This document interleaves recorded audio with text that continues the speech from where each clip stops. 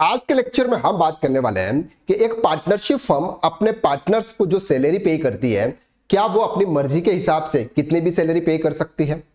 क्या वो अपना इंटरेस्ट पे कर रही है, कितना भी इंटरेस्ट पे कर सकती है, या फिर इनकम टैक्स के अंदर कुछ रूल्स है, इसको अकॉर्डिंग ही सैलरी पे की जाती है? और सैलरी का calculation as per income tax act कैसे किया जाएगा, यह सब कुछ आज हम इस लेक्चर के अंदर डिटेल में बात करने वाला है। सबसे पहले समझते हैं कि सर पार्टनरशिप फर्म के अंदर जो भी आपका प्रॉफिट होता है, उस प्रॉफिट को कम करने के लिए, टैक्स सेविंग करने के लिए अपने पार्टनर्स को सैलरी पे कर दी जाती है कि वो प्रॉफिट एंड लॉस के अंदर एक्सपेंस बुक हो जाएगा, प्रॉफिट कम आ जाएगा, टैक्स हमको कम पे करना पड़ेगा। लेकिन इनकम टैक्स एक्ट में उसके लिए कुछ रूल्स बने हुए हैं, कुछ लिमिट बनी हुई है। सर इस लिमिट से ज्यादा आप अपने पार्टनर्स को सैलरी पे नहीं कर पाओगे। सर क्या रूल्स है, चलिए समझते हैं। सबसे पहले समझते हैं कि sir partner remuneration and how it is calculated. A partner remuneration is the salary, bonus and commission paid to partner by partnership firm. Simple to regular employee, partner receive monthly payment, their contribution to the firm. Partner receive क्या sir? remuneration, interest on capital receive और share of profit।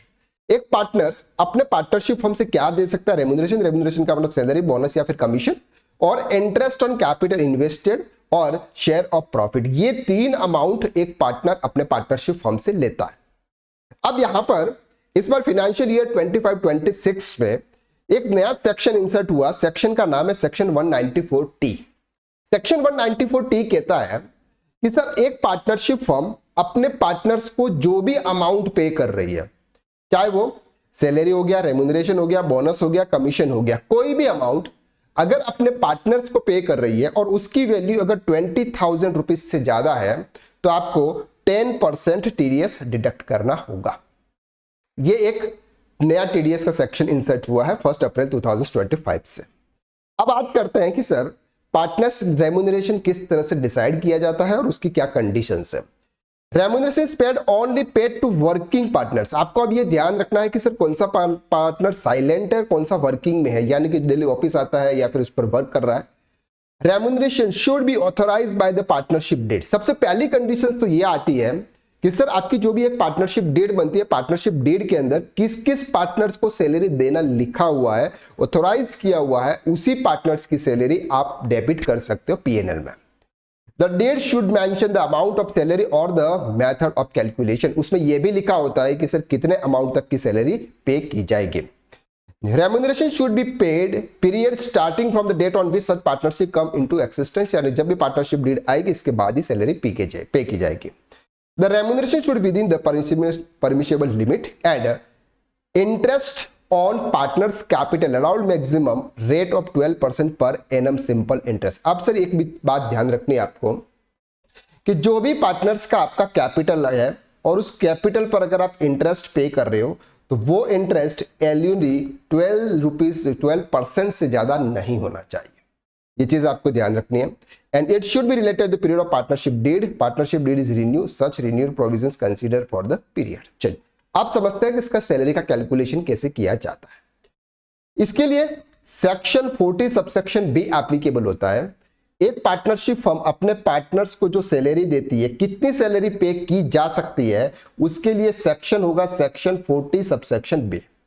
इस section के through कहा जाता है कि आपका जो भी बुक प्रॉफिट होगा, पहले के बुक 6 लाख पर जो भी आपका बुक प्रॉफिट है, फर्स्ट 6 लाख पर आपको या तो 3 लाख या 90% of the book profit whichever is higher, and बाकी का जो बुक प्रॉफिट बैलेंसिंग होगा उसका 60% ऑफ द बुक प्रॉफिट आप सैलरी इश्यू कर सकते हो अपने पार्टनर्स को।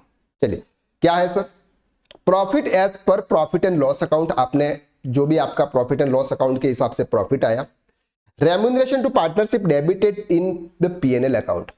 सर अब ध्यान से समझ लो, अगर मैंने अपने किसी भी पार्टनर्स को सैलरी दे दी और सैलरी देने के बाद में मेरा जो बुक प्रॉफिट आया, फॉर एग्जांपल आया 10 लाख रुपीज।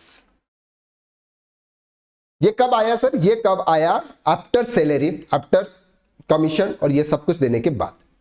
इसके बाद सर आपको क्या करना है सर? वापस से एड ऑन करना है। क्या एड ऑन करना है? Remuneration to partners. जो भी आपने अपने पार्टनर्स को रेम्यूनरेशन दिया हुआ है वो वापस से एड बैक करना है। फॉर एग्जांपल हम मान के चलते हैं कि सर 5 लाख रुपया दिया था। Add interest paid to partnership debited in the PNL account.